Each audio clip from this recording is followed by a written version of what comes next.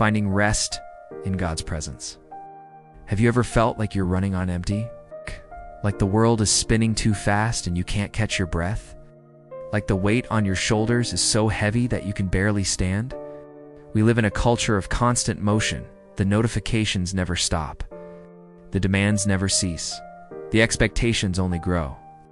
And somewhere in the midst of our busyness, our souls are quietly crying out for something more, something deeper, something real, something that lasts. Today I want to talk about finding true rest, not just physical relaxation, but a profound peace that restores your very being.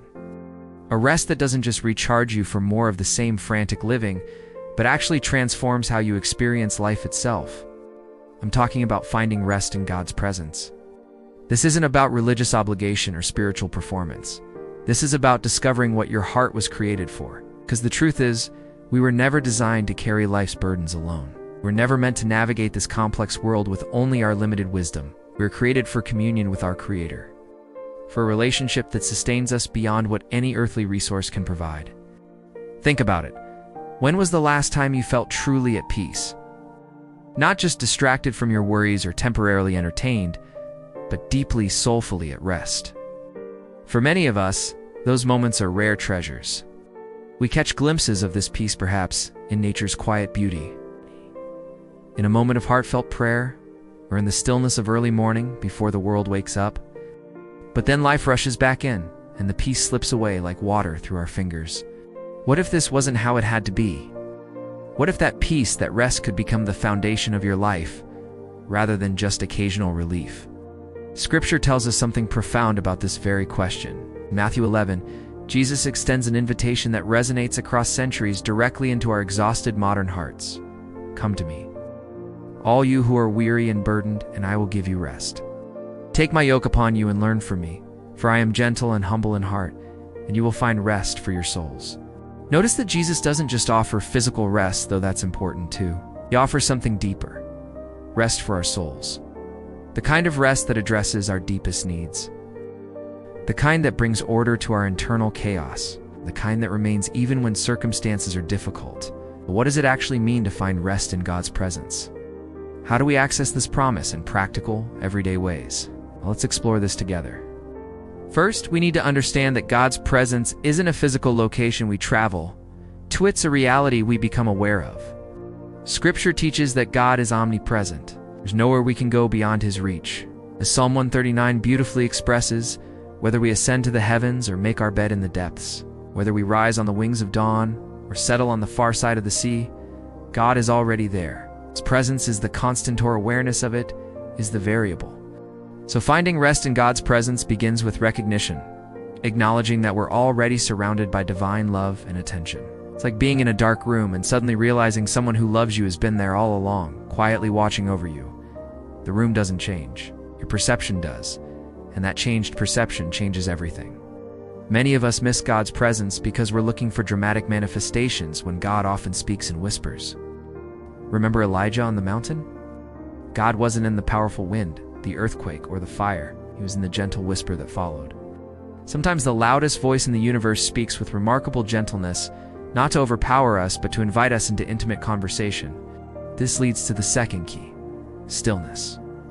Our world has trained us to equate value with activity. We believe we're most productive when we're doing something, anything. But paradoxically, to experience God's restorative presence, we often need to stop doing. Psalm 46 instructs, "Be still and know that I am God." Stillness isn't just physical, though, that's important. It's also mental and emotional.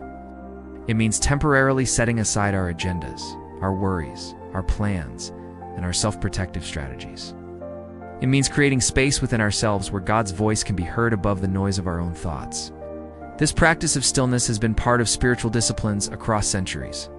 The ancient practice of contemplative prayer, for instance, isn't about listing requests to God, but about sitting in God's presence, being with Him rather than just talking at Him. It's about creating space for divine communion. Many of us are afraid of stillness because we're afraid of what we'll find in the quiet. Unresolved pain, uncomfortable questions, or a sense of emptiness. But in God's presence, even these difficult realities become doorways to healing, rather than sources of fear.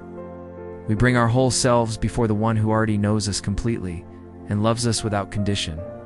The third key to finding rest in God's presence is surrender. It's not surrender as defeat, but surrender as trust. It's the recognition that we were never meant to control everything in the first place. It's the exhale after a lifetime of holding your breath. Think about a child sleeping peacefully in a parent's arms. That child isn't anxiously reviewing their performance or worrying about tomorrow's challenges. They simply rest, knowing they're held by someone stronger and wiser who loves them deeply. This is the kind of surrender that brings profound rest, because our problems disappear, because we no longer face them alone. Jesus described this surrender when he invited us to take his yoke upon us. In ancient agricultural communities, a yoke was a wooden frame joining two animals together for shared labor. By inviting us into his yoke, Jesus wasn't offering freedom from all work. He was offering partnership in the work. "For my yoke is easy and my burden is light," he said. The work doesn't necessarily change, but who carries the weight does. How many of us are carrying burdens we were never meant to bear? The burden of controlling outcomes, the burden of earning love, the burden of being enough, the burden of figuring everything out on our own. God's presence offers us the opportunity to lay these down and discover what Jesus meant by an easy yoke and a light burden. The fourth aspect of finding rest in God's presence is rhythm. God has woven rhythm into the very fabric of creation. Day follows night. Seasons follow each other in predictable progression. Our bodies function according to numerous internal rhythms. Even our breath follows a pattern of inhale and exhale. In the same way, spiritual rest isn't meant to be an occasional emergency measure when we're at breaking point. It's meant to be woven into the rhythm of our lives. The ancient practice of Sabbath, setting aside regular time for rest and worship, wasn't just a religious obligation. It was a recognition of how we're designed to function. Jesus himself modeled this rhythm, even with crowds constantly demanding his attention and enormous needs all around him. The Gospels repeatedly mention Jesus withdrawing to quiet places to pray. If the Son of God needed these rhythms of connection with the Father, how much more do we? What might this look like in your life? Perhaps it's morning quiet time before the household wakes. Maybe it's a lunch break spent in prayer rather than scrolling social media. It could be a weekly Sabbath where you disconnect from productivity and reconnect with God's presence. Or perhaps it's simply learning to practice awareness of God's presence throughout your day, transforming ordinary moments into holy encounters. The beautiful thing is that God's presence isn't fragile. It doesn't require perfect conditions or elaborate preparation. It can be accessed in cathedrals and in coffee shops, in nature's grandeur and in hospital waiting rooms, in moments of joy and in valleys of shadow. The fifth dimension of finding rest in God's presence is community. While our relationship with God is deeply personal, it was never meant to be entirely private. We find unique aspects of God's presence when we gather with others who seek him. As Jesus promised, "Where 2 or 3 gather in my name, there am I with them."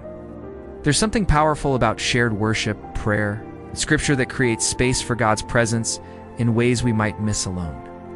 We need both solitude and community to experience the full spectrum of rest that God offers. In healthy spiritual community, we're reminded we're not alone in our struggles. We gain perspective. We receive encouragement when our own faith falters. We experience God's love through human hands and voices. This isn't about perfect church experiences. Those don't exist because churches are made of imperfect people like you and me. But it is about recognizing that isolation often intensifies our unrest, while authentic spiritual connection can amplify our experience of God's peace. Now, it's important to acknowledge that finding rest in God's presence isn't always an instant experience. Sometimes it unfolds gradually, like a flower slowly opening to the sun. There may be seasons where God feels distant despite our seeking. Faith traditions across centuries have acknowledged these dark nights of the soul as normal parts of the spiritual journey. Even in these moments, rest is still available not as an emotional experience, but as a choice to trust God's unchanging character rather than our changing perceptions. As Mother Teresa, who experienced decades of spiritual dryness, continued to serve and trust even when she couldn't feel God's presence. We too can find a deeper kind of rest in choosing faith when feelings fade.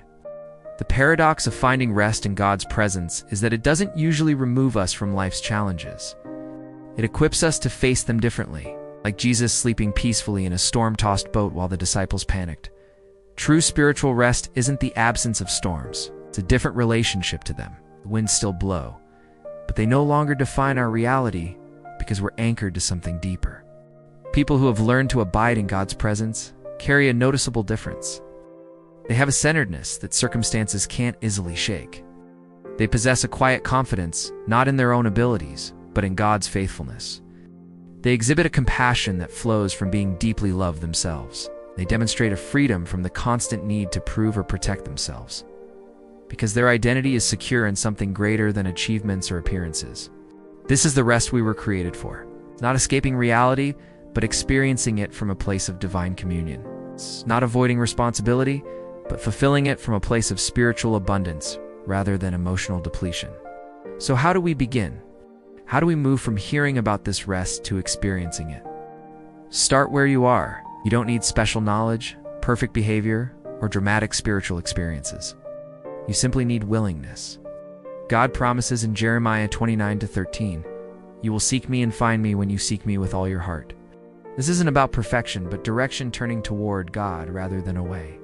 Create space for stillness. Even just 5 minutes of quiet to begin with. Turn off notifications. Step away from screens. Perhaps light a candle as a physical reminder of God's presence. Then simply be. If your mind races with thoughts and worries, that's normal. Gently acknowledge them and return to awareness of God's presence. This isn't about controlling your thoughts, but about continually reorienting yourself to the divine presence that surrounds you. Engage with Scripture not just as information, but as conversation. The Bible isn't primarily a rule book or historical document, though it contains rules and history. It's fundamentally an invitation to know God. Read slowly, listen deeply. Let the words become a meeting place between your heart and God's heart. Practice gratitude intentionally. Thankfulness tunes our awareness to God's goodness already present in our lives. It's like adjusting the dial on a radio to reduce static and hear the music more clearly. Each day, identify specific gifts from profound to simple and acknowledge them as expressions of divine care. Finally, remember that finding rest in God's presence is both immediate and progressive. You don't have to earn your way to it. The invitation is open now, exactly as you are. Yet experiencing the depths of this rest is also a lifetime journey. Be patient with yourself. Celebrate small shifts in perspective.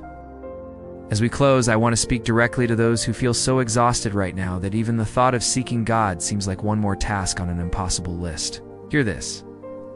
God's presence isn't something you have to generate through effort. It's already surrounding you like air. Your tiredness doesn't disqualify you, it makes you precisely the person Jesus was speaking to when he said, "Come to me, all who are weary." You don't have to climb a spiritual mountain to find God. The miracle of grace is that he has already come down to find you. The God of the universe draws near to the brokenhearted. He gives strength to the weary. His power is made perfect in weakness. Your exhaustion isn't an obstacle to experiencing God. It might be the very doorway through which divine rest finally enters. So I invite you today not to more spiritual performance, but to a radical receiving. To opening your hands and heart to the God who has been waiting to give you what no amount of striving could ever earn. The God who designed your soul and knows exactly what you need. The God whose presence transforms weariness into rest, anxiety into peace, and isolation into communion. The world will continue to spin at its frantic pace. The demands may not immediately diminish, but something can change within you, a reconnection with your Creator that transforms how you experience everything else. A centeredness that holds firm when circumstances shift. A peace that surpasses understanding. This is the invitation. Come and find rest for your soul in the presence of the one who has been present all along, waiting to show you what true rest really means. Not just today, but in every moment to come. The door is open. Peace is possible. True rest awaits.